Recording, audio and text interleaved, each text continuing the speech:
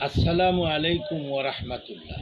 বন্ধুরা, মনীষী এবং মহামনীষীরা আমাদের জন্য যে শিক্ষা রেখে গেছে, সে শিক্ষা এবং সে শিক্ষার প্রেরণা শক্তি আমাদেরকে সুন্দর এবং সত্যের পথে পরিচালিত। তেমনিভাবে মহাত্মা গান্ধী 7টি উপদেশ আমাদের জন্য রেখে গেছেন।